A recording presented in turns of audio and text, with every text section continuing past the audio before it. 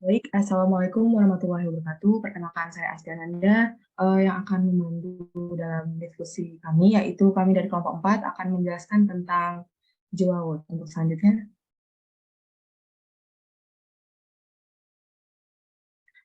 ini nama-nama anggota kelompok dari kami, dapat teman-teman lihat. Selanjutnya kepada Serliana, dipersilakan. Baik, jadi topik yang kami bahas di PPT ini terdiri dari pendahuluan, jenis dan komponen, pengolahan millet atau jewawut, serta manfaatnya bagi kesehatan. Pengertian, millet atau dikenal juga dengan jewawut merupakan biji-bijian sereal yang digunakan dalam produksi berbagai makanan dan minuman tradisional dan sebagai komponen makanan utama seperti roti, makanan ringan, dan bubur di banyak negara.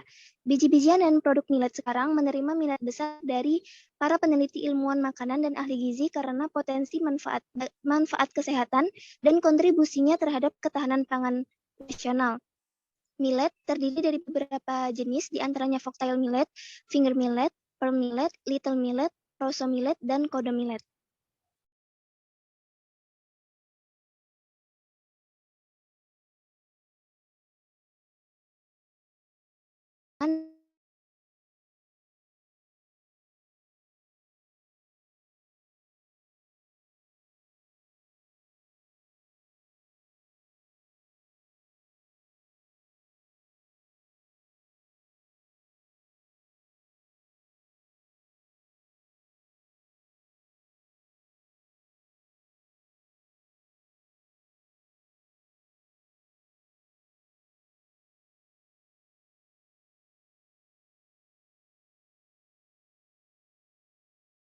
Baik, ada pula komponen dari jewawut. Komponen utama jewawut adalah pati yang dapat mencapai 70% dari biji dan menentukan kualitas produk jewawut. Jewawut kaya akan vitamin B, mineral seperti kalsium dan zat besi, fosfor dalam bentuk asam-fitat, lipid, serta serat makanan dan polifenol, tergantung jenisnya.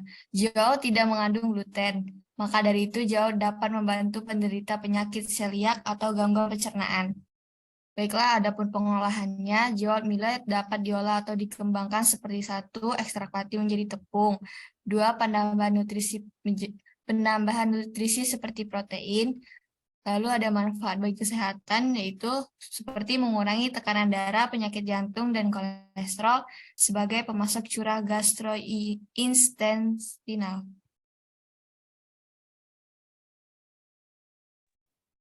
Baiklah, pada jurnal pertama yang kami gunakan itu didapatkan judul Pembuatan Pati Tepung dengan Millet.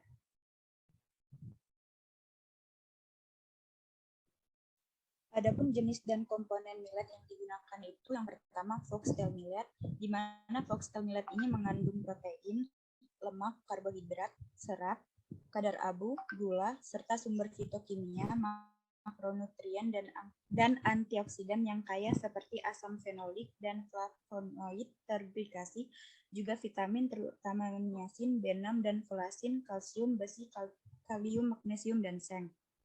Komponen yang kedua itu finger millet. Kandungan nutrisi di dalam finger millet ini terdiri dari kalsium, protein, karbohidrat, mineral, tanin, serat, dan senyawa fenolik. Finger millet ini bermanfaat dalam aktivitas antioksidan yang dapat menghambat penuaan dan penyakit metabolik. Komponen yang ketiga itu pearl millet. Pearl millet ini kaya akan pati resisten, serat makanan larut dan tidak larut, mineral dan antioksidan, serta mengandung sekitar 92 bahan kering, 2,1% kadar abu, 2,8% serat kasar, 7,8% lemak kasar, dan 13,6% protein kasar, serta pati yang terkandung di dalamnya itu 63,2%. Dapat kalian lihat, tampilan screen di depan itu merupakan diagram alir pada pembuatan pati millet. Yang pertama itu bahan digiling basah selama 15 menit, lalu setelah bahan digiling basah disimpan pada suhu ruang selama 16 jam. Apabila si bahan yang udah disimpan tadi itu selama 16 jam, bahan disaring dengan ayakan yang berukuran 100 hingga 200 ml, lalu diendapkan dan lapisan kekuningan pada bahan itu dihilangkan. Kemudian, pati pada bahan itu disuspensikan dan dilakukan pengeringan lagi pada suhu 30 derajat Celcius selama 24 jam. Apabila pati pada bahan itu sudah padat, maka dilakukan penggilingan lagi sehingga si bahan itu menjadi bubuk menggunakan ayakan yang berukuran 100 ml. Lalu barulah didapatkan produk jadi yang berupa tepung.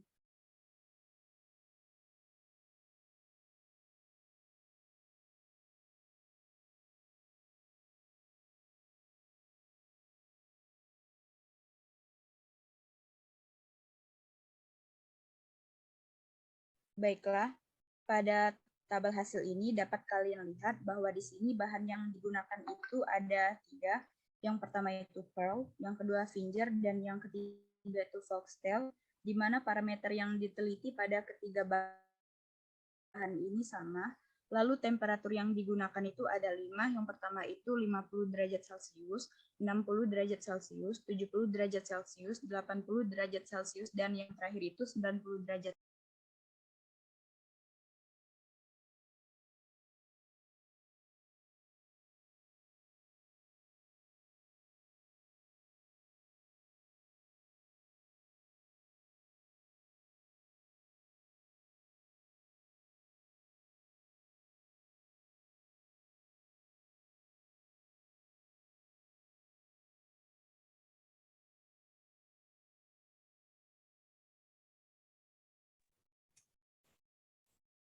Dari pembuatan tepung milet yang dijelaskan sebelumnya, pada proses penggilingan ini memiliki tujuan untuk menghasilkan tepung jawawut dengan distribusi ukuran partikel yang kecil.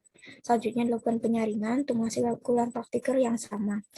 Dan terdapat perakuan asam menggunakan HCl untuk memodifikasi warna agar mengurangi faktor antinutrisi dan inaktivasi lipase yang bertanggung jawab. Selanjutnya, suspensi, di mana kadar amilosa dan kejernihan pasta packing power. Yang terakhir dilakukan penyaringan bertujuan untuk menurunkan kadar air.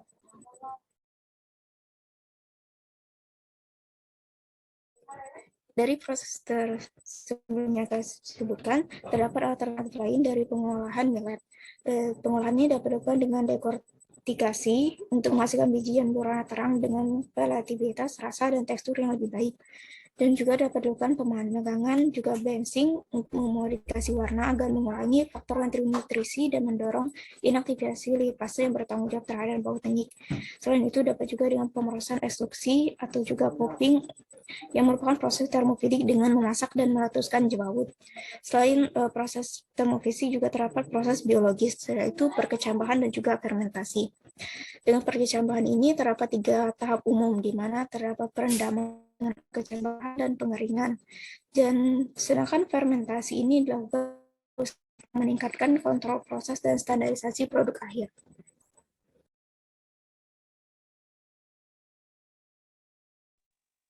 Baik, selanjutnya masuk ke jurnal yang kedua yang kami gunakan, yaitu penambahan nutrisi protein pada millet dengan moringa set flour.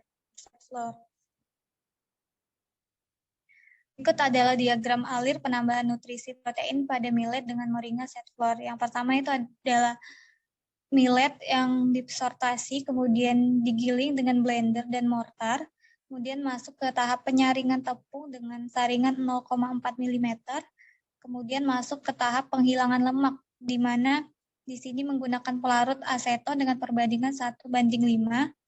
Selanjutnya disimpan dengan polietilen pada suhu 4 derajat Celcius selama 6 jam untuk pengeringan dan sisa aseton. Masuk ke tahap pengocokan penghilangan gumpalan selama 20 menit dengan penambahan aquades 1:2. Kemudian massa kental disebarkan tipis-tipis di atas cawan dan dikeringkan dalam oven pada suhu 70 derajat Celcius. Kemudian serpihan dikeringkan, digiling halus.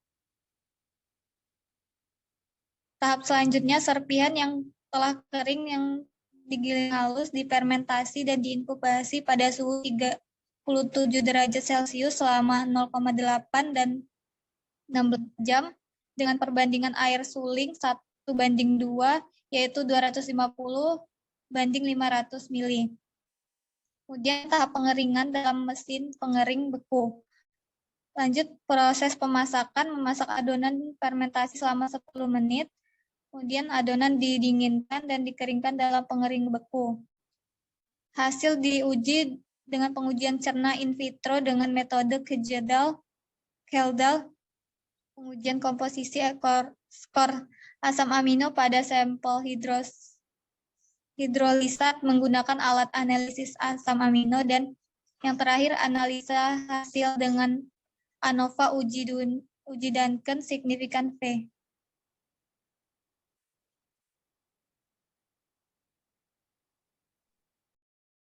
Baiklah, pada slide yang ditampilkan merupakan tabel hasil dari penelitian jurnal yang telah kami gunakan. Pada tabel pertama merupakan presentasi kandungan protein dan kecernaan tepung millet yang difermentasi dan dimasak ditambah dengan berbagai tingkat tepung biji kelor yang dihilangkan lemaknya. Next. Oke, untuk tabel kedua, komposisi asam amino, tepung millet, biji kelor yang dihilangkan lemaknya, dan tepung kompositnya. Untuk tabel 3, pengaruh metode pengolahan terhadap asam amino, mg per 100 gram, tepung millet yang disuplementasi dengan 10% tepung biji kelor. Tabel 4, skor asam amino dari tepung millet, biji kelor yang dihilangkan lemaknya, dan tepung komposit. Pada tabel 5, pengaruh metode pengolahan terhadap skor asam amino tepung millet yang ditambahkan dengan 10% tepung biji kelor yang dihilangkan lemaknya. Pembahasan dan kesimpulan untuk pembahasan sendiri, penambahan bahan dengan fortifikasi bertujuan meningkatkan kualitas protein rendah dan pemanfaatan nutrisi secara biologis yang berfungsi untuk makanan pokok, dan fermentasi serta penambahan disuplementasi dengan DMSF terhadap daya cerna dan kualitas protein dan pemasakan. Next. Berikut daftar pustaka yang kami gunakan. Saya kembalikan ke moderator. Oke, baik, itulah hasil pemaparan dari diskusi kami. Untuk rekan-rekan sekalian yang ingin bertanya, saya persilahkan.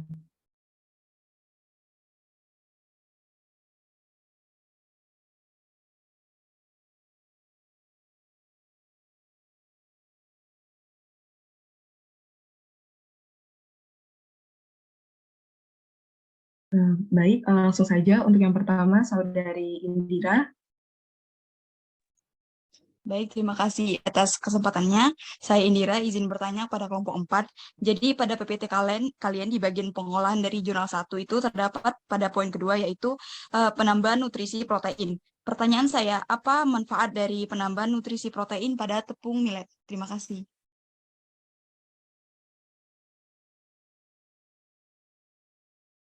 Baik, terima kasih Indira atas pertanyaannya. Untuk selanjutnya yaitu pertanyaan dari Saudara Sekar.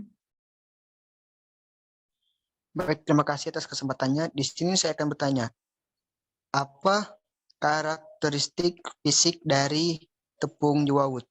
Terima kasih. Baik, terima kasih kembali. Untuk pertanyaan yang terakhir yaitu dari Saudara Ali. Dipersilahkan. Baik, terima kasih untuk kesempatannya. Di sini saya izin bertanya, apa titik kritis pengolahan pati tepung millet? Terima kasih. Baik, terima kasih atas pertanyaannya, Saudara Aldi. Untuk itu, kepada teman-teman rekan kelompok saya yang ingin menjawab, dipersilahkan.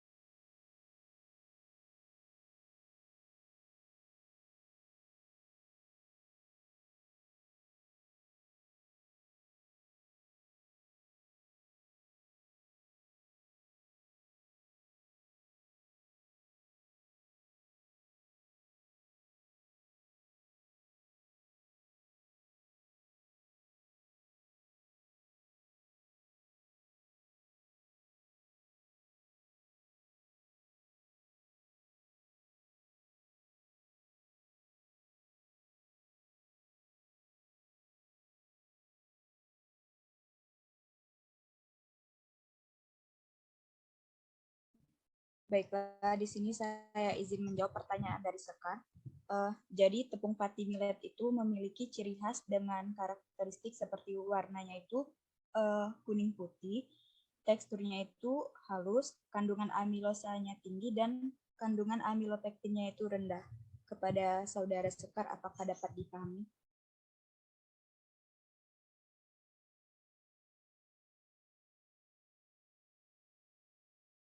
Bagaimana Sekar? Baik, dapat diterima, Asti. Terima kasih.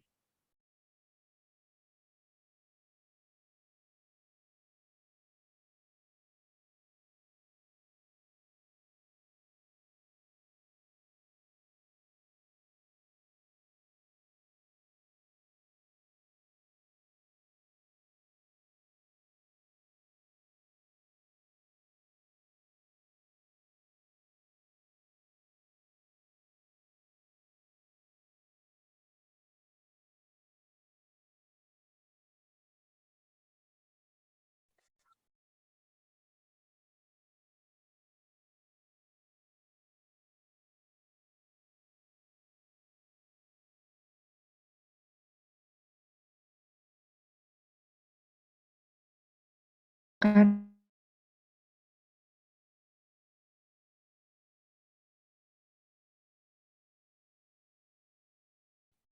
Baik, saya akan menjawab pertanyaan dari Aldi. Apa kelemahan dari pati foxtail millet? Jawabannya adalah pati foxtail millet seperti jenis pati lainnya memiliki kelemahan dalam hal kandungan nutrisi dan serat yang rendah. Beberapa kelemahan dari pati foxtail millet ini yang perlu diperhatikan yaitu kurangnya protein, rendahnya glycemic index, seperti halnya pati singkong, pati foxtail millet memiliki indeks glikemik yang rendah. Artinya pati foxtail millet tidak menyebabkan lonjakan gula darah yang tajam setelah dikonsumsi. Kandungan asam fitat yang tinggi yang memungkinkan menyebabkan alergi. Bagaimana dengan Aldi? Baik, jawaban bisa diterima.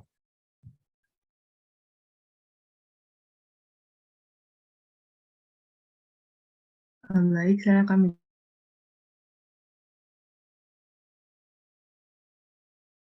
millet. Jadi fungsi dari penambahan bahan dengan fortifikasi bertujuan untuk meningkatkan kualitas dari protein rendah dan pemanfaatan nutrisi secara biologis, serta daya cerna dari protein dan kualitas protein pada tepung saat pemasakan. Begitu jawabannya untuk Saudari Indira, apakah dapat diterima? Baik, Asti, terima kasih atas jawabannya. Sudah dapat diterima. Oke, baik. Pertanyaan tadi menutup sesi pemaparan kami. Untuk kesalahan dan kekurangan, saya mohon maaf. Wassalamualaikum warahmatullahi wabarakatuh.